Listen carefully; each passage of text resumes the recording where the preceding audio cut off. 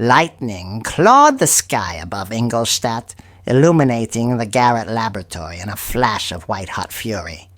And there, amidst the tangle of wires, glass vessels, and the grotesque forms stretched upon the table, the creature's eyelids fluttered. A convulsion seized its limbs, yellow skin scarcely veiling the work of muscles beneath, and with a gasp that rent the air like the cry of a newborn damned, it lived. Victor Frankenstein staggered back, his heart a thunder in his breast, horror flooding him as the dull yellow eye fixed upon him with dawning awareness. "What hast thou wrought?" he whispered, the words lost in the storm's roar. For in that instant he knew. The dream that had consumed him was now a nightmare from which there could be no waking. But come, gentle listener, let us draw back from this apex of terror, for the tale begins not in the moment of creation's triumph, but in the quiet ambitions that birthed such hubris. Long ago, in the fair city of Geneva, Genève, as the French-speaking folk there call it, nestled betwixt the Alps and the shimmering waters of Lac Léman, there dwelt a family of note and gentle breeding. The Frankensteins were known for their benevolence. Alphonse Frankenstein, a magistrate of wisdom and kindness, whose countenance bore the calm dignity of years well spent in service to his fellow man, and his wife Caroline, a woman of such tender heart that she had once been taken in as a ward by Alphonse himself, their union a testament to love's quiet persistence. Their eldest son, Victor, was born beneath a fortunate star, gifted with a mind that burned bright as Prometheus's stolen fire. From his earliest days he devoured books of natural philosophy, those ancient tomes by Cornelius Agrippa, Paracelsus, and Albertus Magnus that spoke of the elixir vitae, the spark of life itself. "Mon fils," his father would chide gently, laying a hand upon the boy's shoulder, "these are sad trash, works of fanciful minds." Yet Victor, with the stubborn fire of youth, pursued them in secret, his imagination alight with visions of unlocking nature's deepest mysteries.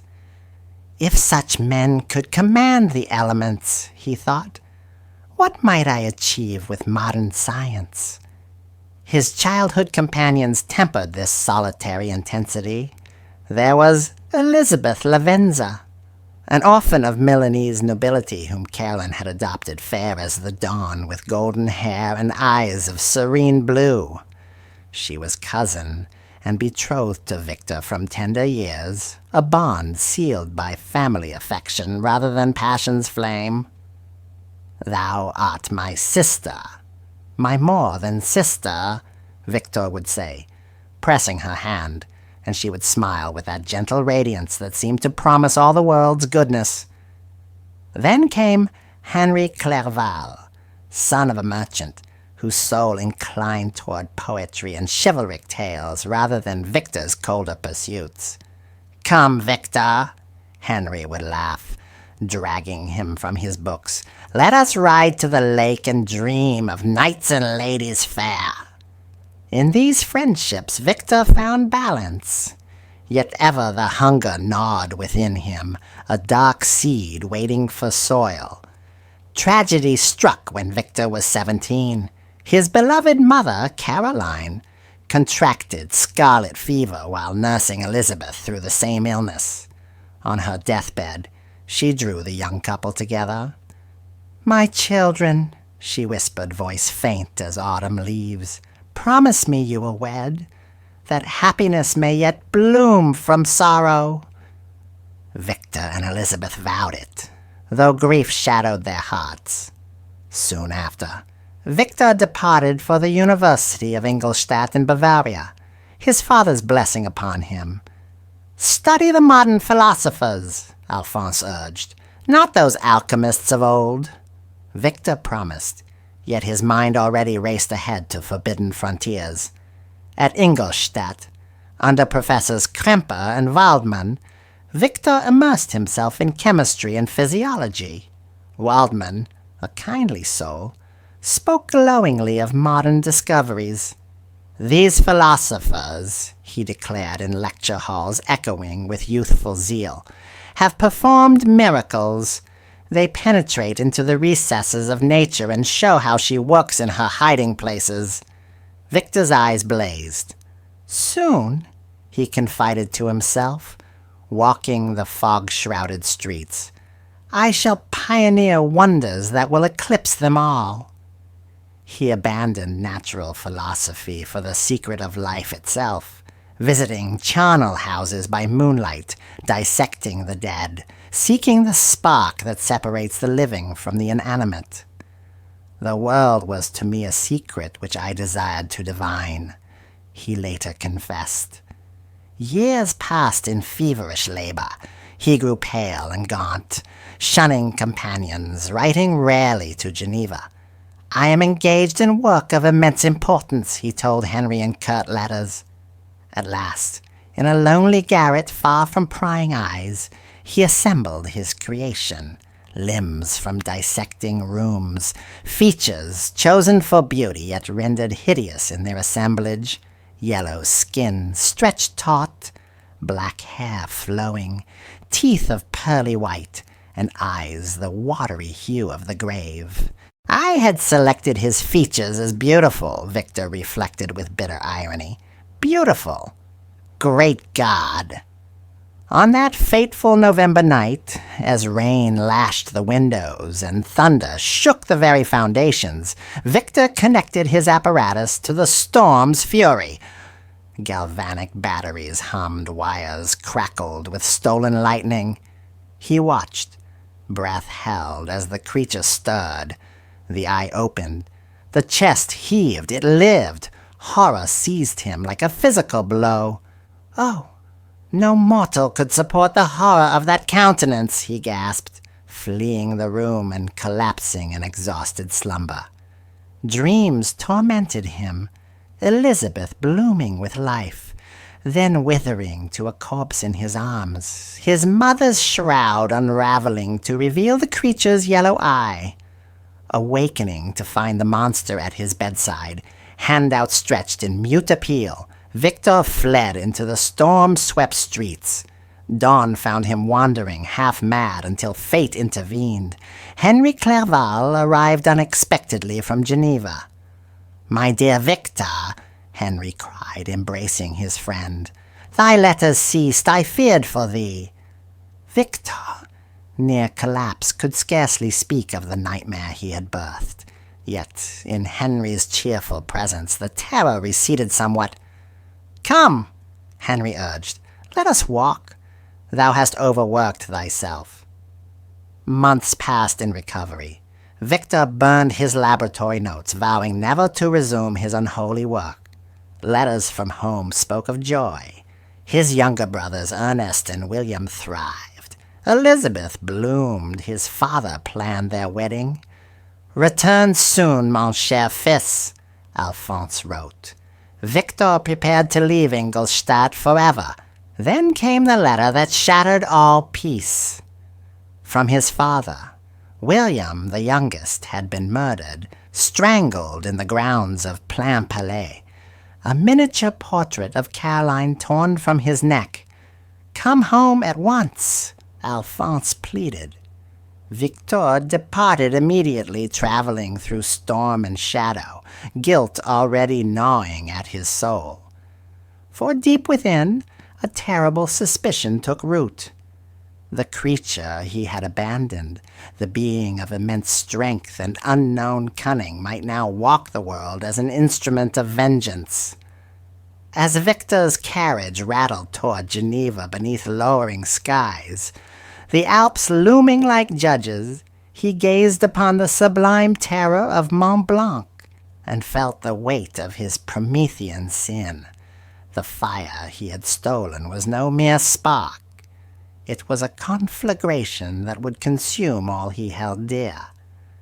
And in this quiet moment, as the mountains whisper ancient warnings of hubris, dear listener, if the tale of creation's cost stirs something within thy breast, pray, lend it thy voice. Like this shadowed path we tread together, share it with those who seek such forgotten depths. Subscribe to these revived myths that echo through time. For in sharing, we keep the fire alive, without dimming the storm that follows. A strangled cry echoed through the wooded paths of Plainpalais, just beyond Geneva's walls, as little William Frankenstein lay lifeless beneath the moon's cold gaze, his small throat marked by fingers too large for any human hand, the miniature portrait of his mother torn from his neck and vanished into the night. Victor, arriving home under storm-black skies, beheld the scene and fell to his knees in the damp earth, a scream rising in his throat that no sound could release. For in that instant, with the lightning's flash illuminating the unnatural strength required for such a deed, he knew the demon he had abandoned in Ingolstadt had found him, and the vengeance had begun. But let us not linger solely in this valley of death, dear listener, for the threads of retribution stretch back to the creature's first lonely steps upon the earth. After fleeing his creator's garret, the being, 8 feet in height, with limbs of unnatural proportion and skin that glowed faintly yellow in moonlight, wandered in torment. Rain soaked its black hair. Hunger gnawed at its frame, though it knew not yet what sustenance it required. Rejected by the first villagers who beheld it, stones hurled, screams of monster ringing in its ears, it fled into the forest bordering Ingolstadt, hiding by day in thickets, emerging only under cover of darkness. It learned swiftly, this abandoned child of science, observing a poor family through the chink of a hovel wall, the aged blind de Lacy, his son Felix, daughter Agatha, and the foreign Safi. It absorbed language from their lessons, reading aloud from books of history and sorrow, Paradise Lost, Plutarch's Lives, the sorrows of young Werther. I was benevolent and good, the creature later reflected in tones both eloquent and anguished. Misery made me a fiend. From these volumes it learned of human virtue and vice, of God and Adam, and felt itself a fallen angel cast out without cause. Yet it yearned for companionship. In secret, it aided the family, gathering wood by night, clearing snow from their path, earning their wonder at the good spirit that watched over them. At last it revealed itself to the blind father, speaking with gentleness and reason. I am malicious because I am miserable, it confessed, pleading for understanding. But when Felix and the others returned and beheld its form, terror seized them. They drove it forth with blows and curses. The cottage was abandoned, the family fled, and in that moment the creature's heart hardened. I declared everlasting war against the species, it vowed, setting fire to the empty hovel and watching the flames devour its last hope of kindness. Its path turned toward Geneva, guided by papers found in Victor's discarded coat, letters bearing the name Frankenstein. Traveling by night across mountains and valleys, avoiding human sight, it arrived near the city just as spring bloomed. There, in the woods of Plainpalais, it encountered young William, fair-haired, lively, the image of innocent joy. Hoping perhaps to seize the child and educate him, to raise one human who would not recoil, it approached. But William, seeing the giant figure, cried out, Monster, ugly wretch! Thou art my uncle's creation. Frankenstein will punish thee. The name struck like lightning. Rage and despair overwhelmed the creature. In a moment of uncontrollable fury, its massive hands closed about the boy's throat. Life fled. Searching the body, it found the portrait of Caroline, beautiful, serene, and kept it, a bitter reminder of what it could never possess. Fleeing deeper into the woods, it encountered Justine Moritz, the gentle servant who had been nurse to the Frankenstein children and was now beloved as family. She slept upon a bank, exhausted from searching for William. The creature, in cold calculation, placed the portrait in her pocket. "Let the innocent suffer as I have suffered," it thought, vanishing into shadow. Back in Geneva, Victor arrived to a house draped in mourning. Alphonse, aged beyond his years, clasped his son with trembling hands. Elizabeth, pale as marble, wept silently. Ernest, the surviving brother, spoke of Justine's arrest, the portrait found upon her, witnesses placing her near the scene. "She is innocent!" Elizabeth cried at the trial, defending the girl who had been her companion since childhood. Yet the evidence condemned her. Justine, calm in her faith, confessed falsely under pressure to save her soul and was hanged at dawn. Victor watched from the crowd as the noose tightened, guilt consuming him like acid. "Two I have destroyed already," he whispered to the wind, "and the murderer is my own handiwork." He retreated to the mountains, Mont Salève, Chamonix, seeking solace in the sublime terror of nature. There, amid glaciers and avalanches, he raged against his folly.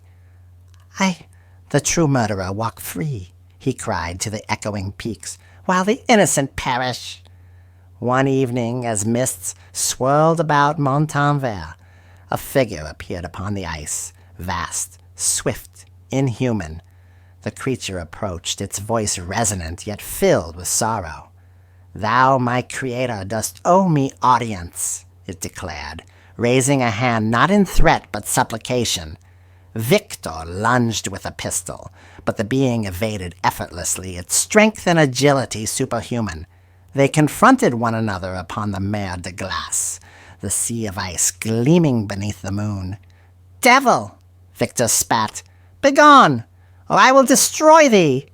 "Listen first," the creature replied, its yellow eyes gleaming with intelligence and pain. "I am thy Adam, but treated as thy fallen angel. All men hate me. Why should I not hate them? Yet I was not born malicious. Thou, who gavest me life and then abandoned me to horror and loneliness, art the true cause of my crimes." It recounted its tale. The hovel, the Delacies, the books, the rejection, the murder of William in a moment of passion. "I am alone," it pleaded, "cut off from all kindness. Create for me a companion, a female of my own kind, who will not recoil from my form. With her I shall flee to the vast wilds of South America, never to trouble mankind again. Grant this, and I swear peace. Refuse, and I shall visit thee with desolation." Victor listened, torn betwixt horror and pity.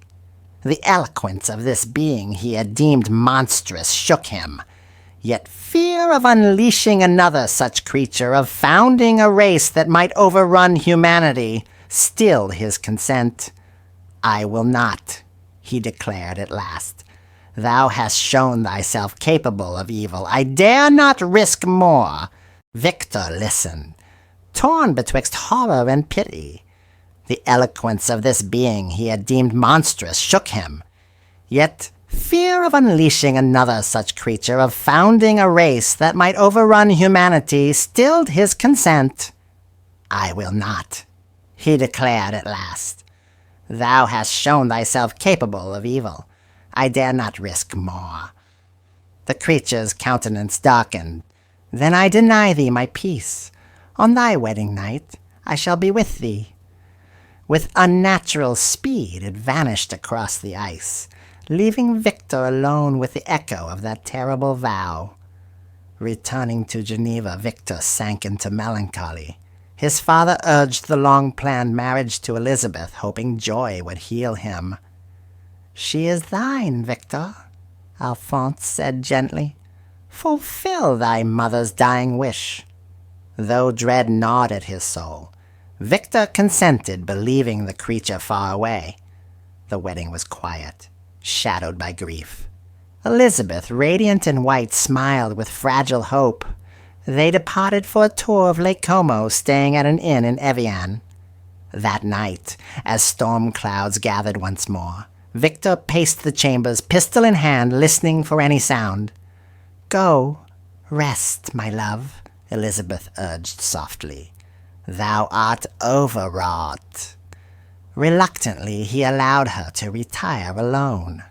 A scream shattered the night. Elizabeth's scream.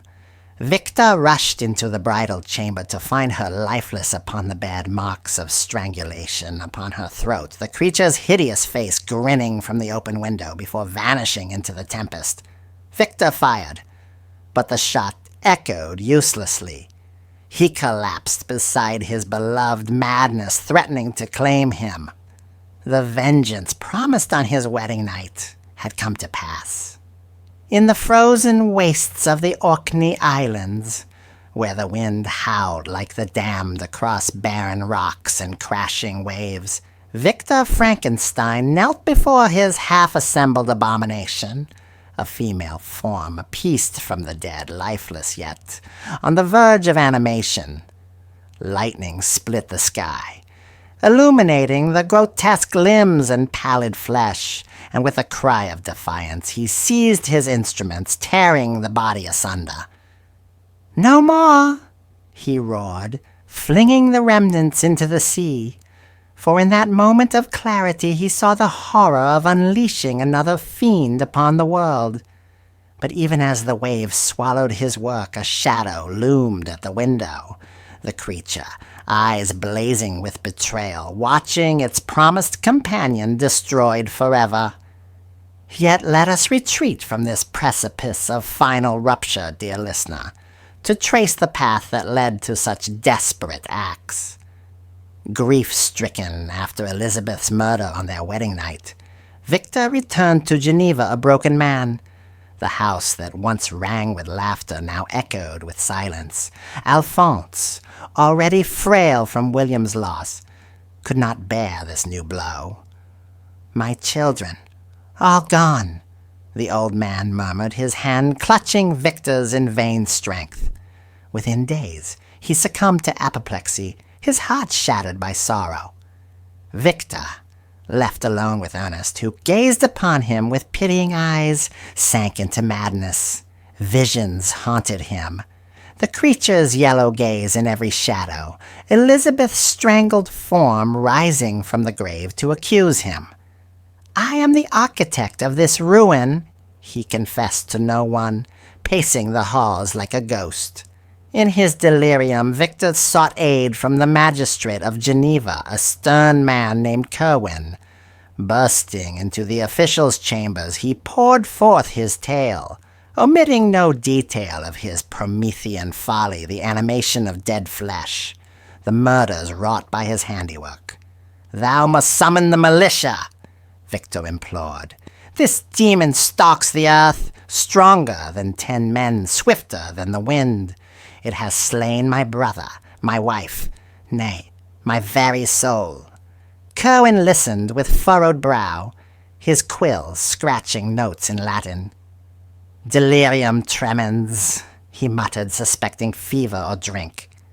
"Monsieur Frankenstein," he replied in the French-inflected tongue of the region, "thy grief is evident, but this creature thou describest, it smacks of hallucination. We have no evidence beyond thy word," Victor raged. "Evidence! The marks upon their throats, the portraits stolen." But the magistrate shook his head. "We hanged Justine for William's death. Justice was served. As for Madame Frankenstein, tragic, but perhaps bandits or a jealous rival." Dismissed as mad, Victor stormed out, vowing solitary vengeance. "If man will not aid me," he declared to the Alps' indifferent peaks, "then I shall pursue the fiend alone, to the ends of the earth if need be." he set forth northward, guided by whispers of a giant figure seen in remote villages, tales of a monstrous wanderer crossing rivers and mountains with unearthly speed.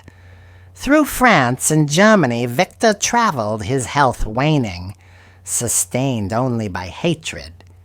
In one inn near the Rhine, he overheard peasants speak of a demon that haunted graveyards, digging with bare hands. Betwixt midnight and dawn, they whispered in guttural German, it seeks the dead, as if kindred. Victor shuddered, knowing the creature mocked him by desecrating what he had once revered. Reaching the shores of the North Sea, Victor procured a vessel and sailed for the Orkneys, wild, desolate isles off Scotland's coast, where solitude might allow him to fulfill the creature's demand.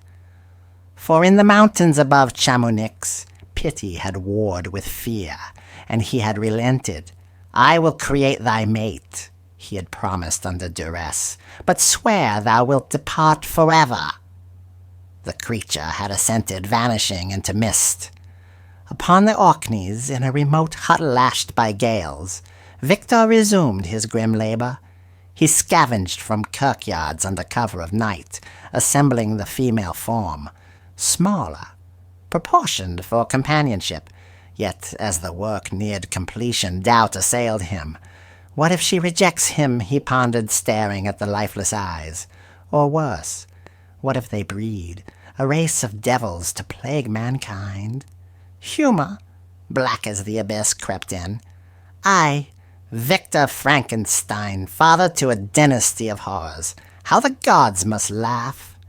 That stormy night, sensing the creature's presence, its shadow at the window, Victor destroyed his work, casting the parts into the sea.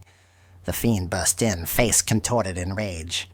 Thou hast broken thy oath, it bellowed, voice like thunder. I swore peace. Now I swear war eternal. Thou shalt know isolation as I have, every tie severed, every joy turned to ash. Victor fired his pistol, but the ball glanced off the creature's tough hide. It laughed, a sound to chill the marrow. Bullets harm me not, Creator. I am thy masterpiece, impervious to such trifles. Seizing Victor by the throat, it could have ended him then, but released him with contempt. Live, it hissed, that thou mayest suffer longer. I go, but we shall meet again in the frozen north, where none can aid thee. It plunged into the waves and swam away, swift as a shark. Victor, exhausted, collapsed, and was found by fishermen who accused him of murder, for a body had washed ashore, strangled. Imprisoned he languished until Henry Clerval— No, wait. Henry had been slain earlier, his body discovered in Ireland after Victor's pursuit led there. In delirium after destroying the female, Victor had sailed to Ireland, where the creature framed him for Henry's murder, throttled and cast upon the beach. Another innocent pays for my sins, Victor had wept in his cell. Released, when witnesses cleared him, Victor returned briefly to Geneva, gathering supplies for the final chase. Ernest, now heir, implored him to stay. Brother, this madness will consume thee. But Victor, eyes fever bright, embraced him farewell. The debt is mine alone, he said. I must end what I began. Northward he pressed, through Russia, across tundras where wolves howled and the aurora danced like mocking spirits. The creature left taunts, messages carved in trees. Follow, if thou darest, or provisions mockingly placed to sustain its pursuer. It toys with me, Victor confided to his journal, prolonging my torment as I once abandoned it to loneliness. At last, the trail led to the Arctic seas. Victor chartered a ship bound for the pole, but the vessel became trapped in ice floes. There, amid the cracking sheets and bitter winds, he beheld the creature afar, leaping from floe to floe with demonic agility, a sledge drawn by dogs carrying it northward. Weakened by exposure and despair, Victor collapsed upon the deck. The ship's captain, Robert Walton, an English explorer seeking the North Pole, found him adrift on an ice fragment and brought him aboard. "Thou art near death, stranger," Walton said, wrapping him in furs. Victor, revived slightly by broth and warmth, gazed upon his rescuer with haunted eyes. "Hear my tale," he begged, "that thou mayest learn from my folly." Over days, as the ship groaned in the ice's grip, Victor narrated his story to Walton, epistolary fragments preserved in letters to Walton's sister. "I sought to conquer death," Victor concluded, voice faint, "but death conquered me. The fiend draws near. Promise me, if I perish, thou wilt destroy it." Walton, moved by the tale's horror and the man's suffering, vowed it. Yet suspense thickened as the ice began to break.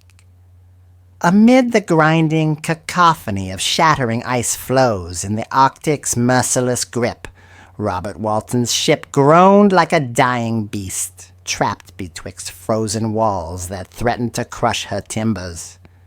From the deck, Walton beheld a colossal figure leaping across the distant bergs, a sledge drawn by snarling dogs driven by a being of inhuman stature and speed. "By heaven!" Walton cried to his crew, pistol raised, as the apparition vanished into the blizzard's maw. But ere he could pursue, a frail voice called from the cabin, "Victor Frankenstein!" gaunt and fevered, staggering forth with eyes ablaze.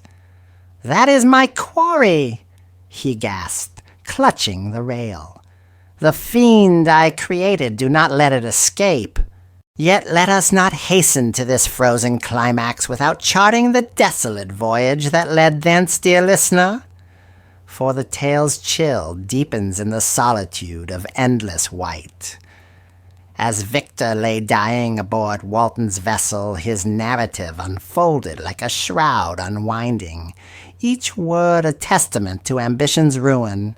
Walton, an ambitious explorer himself, listened rapt, his own dreams of polar conquest mirrored in Victor's warnings. "Thou seekest knowledge and power," Victor murmured, propped upon pillows in the dim cabin light, "as I once did. Learn from me. The pursuit of glory isolates the soul. I, who dreamed of benefiting mankind, have wrought only destruction." The ship, named the Endeavor, had set sail from Archangel in Russia months prior. Walton, driven by romantic fervor to discover a northern passage or behold the pole's magnetic wonders. Letters to his sister Margaret back in England chronicled his isolation. "I have no friend," he wrote, "none to share my joys or sorrows." Then came Victor, rescued from an ice floe, half frozen and raving of demons. Revived, he became that longed-for companion, though his tale poisoned Walton's enthusiasm. As Victor spoke of his creation's eloquence upon the mer de glace, Walton marveled. "This being thou describest," he interjected, "sounds more angel than devil, learned in Milton and Plutarch, pleading for justice." Victor nodded wearily. "Aye, it is no mindless brute, but a mind sharper than man's, forged in solitude's furnace. I abandoned it as one might a malformed child, and in that betrayal sowed the seeds of my family's annihilation." Outside, the crew grew mutinous. Ice thickened. Provisions dwindled. "Captain," the mate grumbled, "we'll perish in this frozen hell if we press on." Walton, torn betwixt duty and humanity, heard their pleas. Victor, sensing the end, implored him, "Swear thou wilt destroy the creature if I fall, burn it with fire, that no remnant survives to curse another age."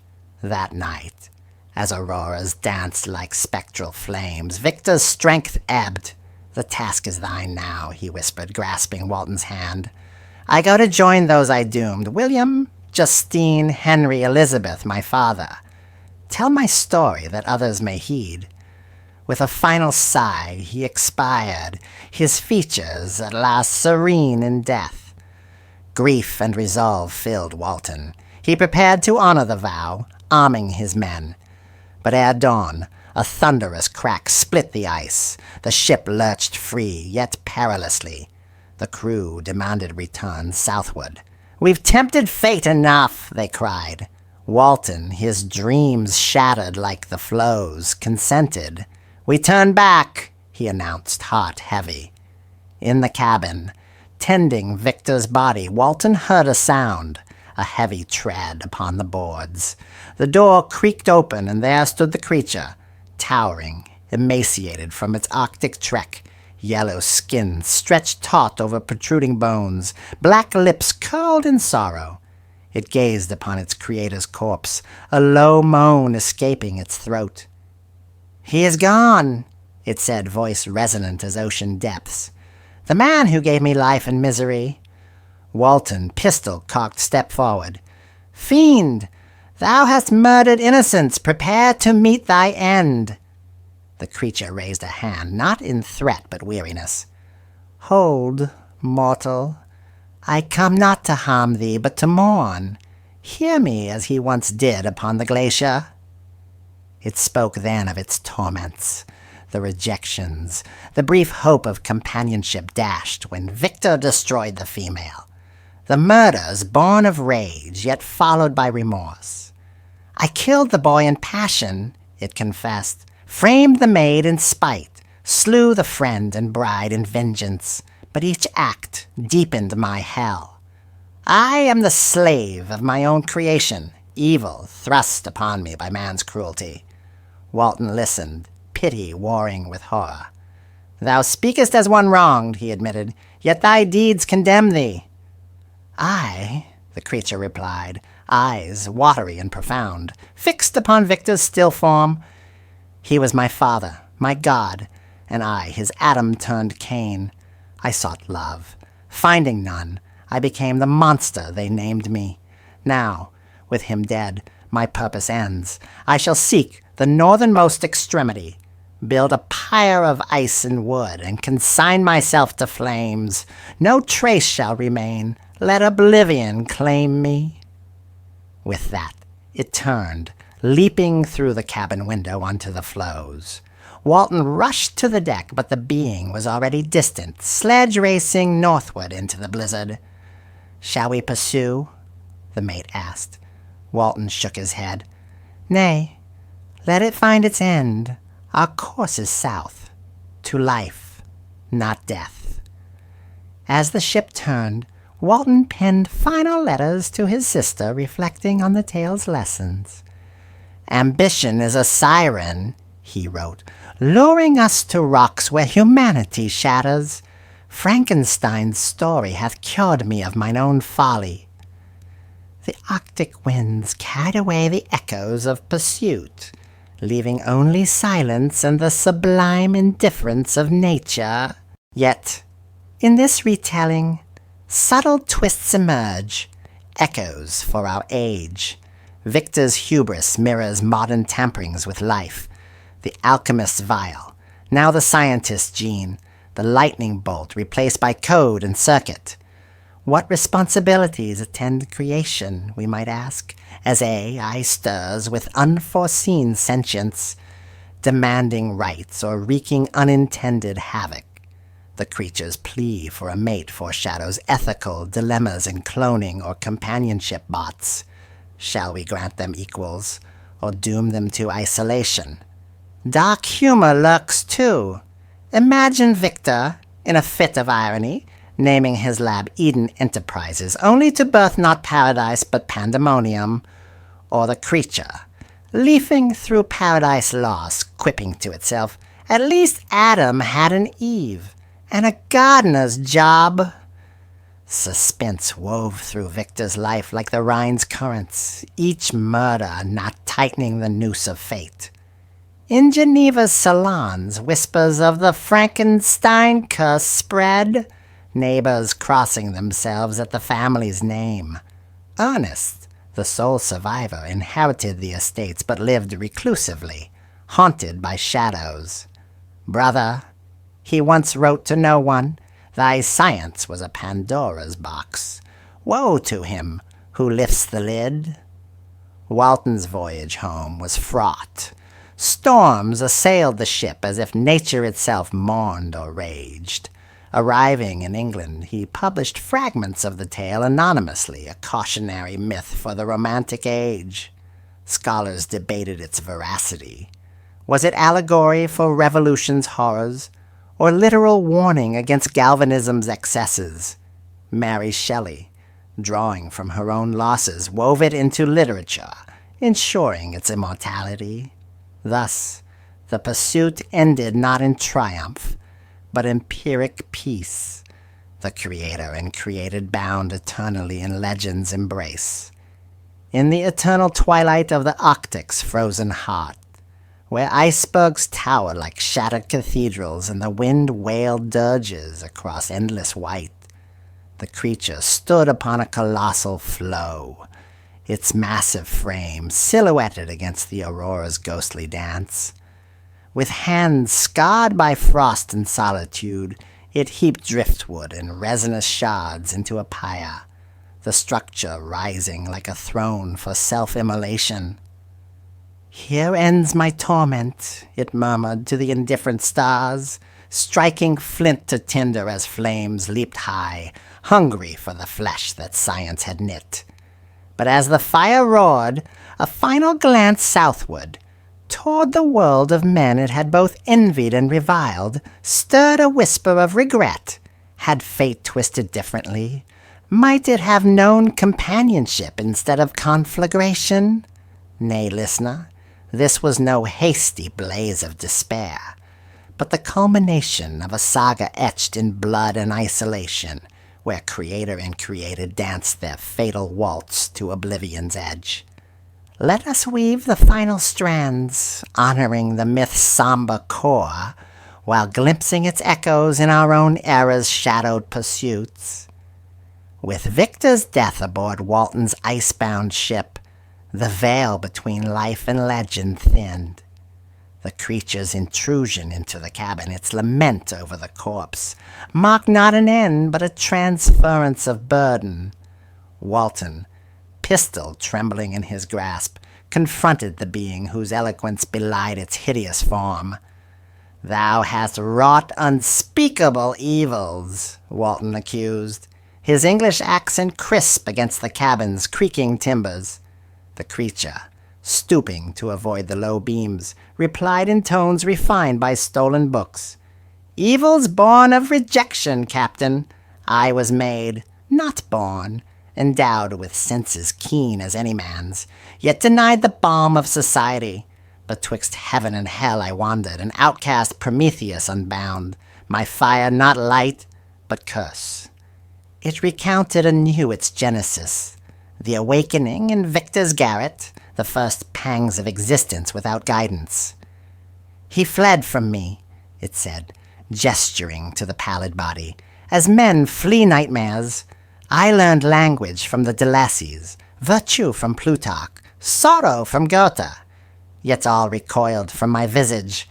Mon créateur, my creator, owed me happiness. Instead, he doomed me to solitude."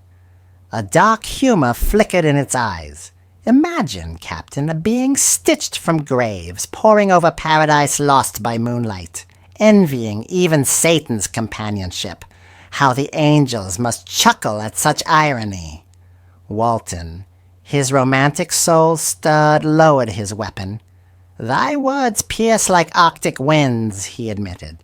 "But justice demands retribution for the innocent slain." The creature nodded, its black lips twisting. "Justice?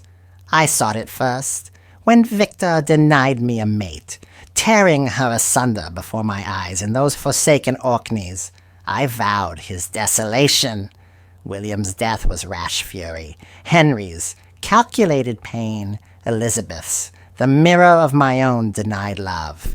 Yet each murder hollowed me further, a void no vengeance could fill. Suspense clung to the cabin like rime frost. Outside the crew muttered of ghosts, axes ready to hack free from the ice. The creature, sensing their fear, straightened. "I come to bid farewell," it declared. "With my tyrant's death my rage extinguishes. I go northward, to the pole's extremity where no man treads." Suspense clung to the cabin like rime frost. Outside, the crew muttered of ghosts, axes ready to hack free from the ice. The creature, sensing their fear, straightened. "I come to bid farewell," it declared. "With my tyrant's death, my rage extinguishes. I go northward to the pole's extremity where no man treads. There, upon a pyre of my own making, I shall consign this wretched frame to flames. Let the elements reclaim what science stole." Its voice softened, almost tender.